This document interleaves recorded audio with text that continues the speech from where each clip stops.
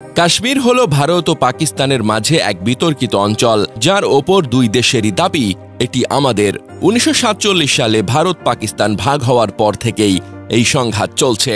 বর্তমানে ভারতের দখলে রয়েছে জম্মু ও কাশ্মীর, আর পাকিস্তানের হাতে রয়েছে আজাদ কাশ্মীর। 2019 সালে ভারত সরকার সংবিধানের অনুচ্ছেদ 370 বাতিল করে, যার মাধ্যমে কাশ্মীরে স্বায়ত্তশাসনের কিছু অধিকার কেড়ে নেওয়া হয়। এই পদক্ষেপের পর থেকেই অঞ্চলটিতে উত্তেজনা বেড়েছে, সাধারণ মানুষের মধ্যে অসন্তোষ ছড়িয়েছে এবং সেনাবাহিনীর দমন পীড়নও বৃদ্ধি পেয়েছে। 2025 সালের এপ্রিল মাসে কাশ্মীরের পাহালগামে ভয়ঙ্কর এক হামলা হয়। সশস্ত্র হামলাকারীরা এক পর্যটক দলের ওপর এতে 26 জন প্রাণ হারায়। আল জাজিরা একে গত 25 বছরের মধ্যে পর্যটকদের ওপর সবচেয়ে ভয়ানক হামলা হিসেবে উল্লেখ করেছে। এই হামলার জন্য রেসিস্ট্যান্ট ফ্রন্ট নামক একটি গোষ্ঠীকে দায়ী করা হচ্ছে, যাদের পাকিস্তান ভিত্তিক লস্কর-ই তৈয়বার সঙ্গে সম্পৃক্ততা রয়েছে। এরপর ভারতীয় সেনাবাহিনী ব্যাপক সামরিক অভিযান শুরু করে। কিন্তু এ ধরনের ঘটনা যখন ঘটে, তখন অনেকেই প্রশ্ন তোলে, এত কড়া নিরাপত্তা থাকা সত্ত্বেও কিভাবে এই হামলা হলো? একজন ভ্রমণকারী তার অভিজ্ঞতা শেয়ার করে বলেন,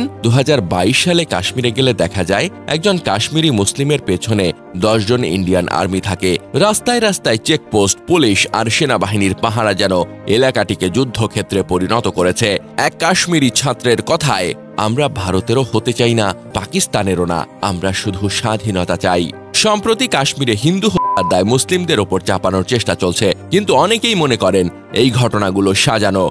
যুক্তরাষ্ট্রের ভাইস প্রেসিডেন্ট জেডি ভ্যান্স যখন ভারত সফরে আসেন, ঠিক তখনই এই হামলা। এমন কাকতালীয়তা দেখে অনেকেই মনে করেন এটা ভারত সরকারের পুরনো নাটকের পুনরাবৃত্তি। ভারত সরকার আন্তর্জাতিক মহলে মুসলিমদের ওপর নির্যাতনের সত্য ঘটনাগুলো ধামাচাপা দিতে নিজেদের লোক দিয়ে হামলা করিয়ে দোষ চাপায় মুসলিমদের ওপর। ভারত সরকারের লক্ষ্য যেন একটাই, মুসলিমদের হেয় করা, দেশ থেকে সরিয়ে দেওয়া এবং হিন্দু মুসলিমের মধ্যে দাঙ্গা লাগিয়ে দেশকে বিভক্ত রাখা। তাদের কৌশল শুধু বাস্তব হামলায় সীমাবদ্ধ নয়, বলিউডের সিনেমা এবং মিডিয়া ব্যবহার করেও মুসলিমদের সন্ত্রাসী হিসেবে উপস্থাপন করা হয়।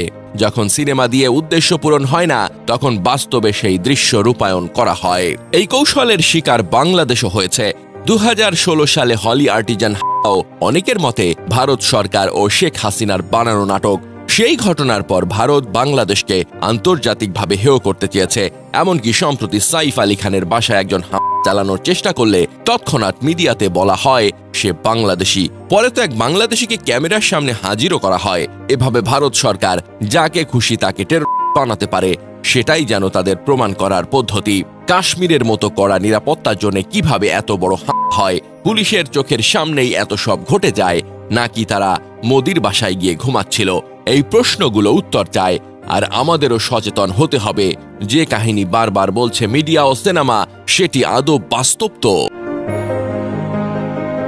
এদিকে ভারত নিয়ন্ত্রিত জম্মু কাশ্মীরের পহেলগামের হামলার সঙ্গে যারা জড়িত, তাদের বিচারের মুখোমুখি করা হবে বলে জানিয়েছেন দেশটির প্রতিরক্ষা মন্ত্রী রাজনাথ সিং। এছাড়া এ হামলায় যারা পেছন থেকে কলকাঠি নেড়েছে, তারা শীঘ্রই কঠোর জবাব পাবে বলে হুমকি দিয়েছেন তিনি।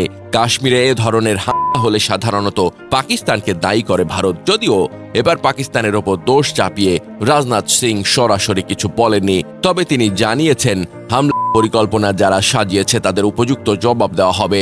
22 এপ্রিল মঙ্গলবার কাশ্মীরের পহেলগামে সশস্ত্র গোষ্ঠীর হামলায় 26 জন নিহত, যাদের প্রায় সবাই হিন্দু পর্যটক। নিহতদের মধ্যে স্থানীয় এক মুসলিম যুবকও ছিলেন। তিনি সেখানে ঘোড়ার উপর মানুষ চড়িয়ে জীবিকা নির্বাহ করতেন। রাজনাথ হুমকি দিয়ে বলেন, পাহালগামে কাপুরুষিত হামলায় আমরা অনেক নিরীহ মানুষকে হারিয়েছি। আমরা এ ঘটনায় গভীরভাবে মর্মাহত। যেসব পরিবার প্রিয়জনকে হারিয়েছেন তাদের প্রতি সহমর্মিতা জানাচ্ছি। আমি সন্ত্রাসবাদের বিরুদ্ধে ভারতের সংকল্প পুনর্ব্যক্ত করছি। সন্ত্রাসবাদের বিরুদ্ধে আমাদের জিরো টলারেন্স নীতি রয়েছে। আমি দেশবাসীকে জানাচ্ছি সরকার যথাযথ ব্যবস্থা নেবে। এ হামলার সঙ্গে যারা জড়িত শুধুমাত্র তারা নয়, যারা পর্দার আড়ালে কাজ করেছে। অভিযুক্তরা শীঘ্রই কঠোর জবাব পাবে।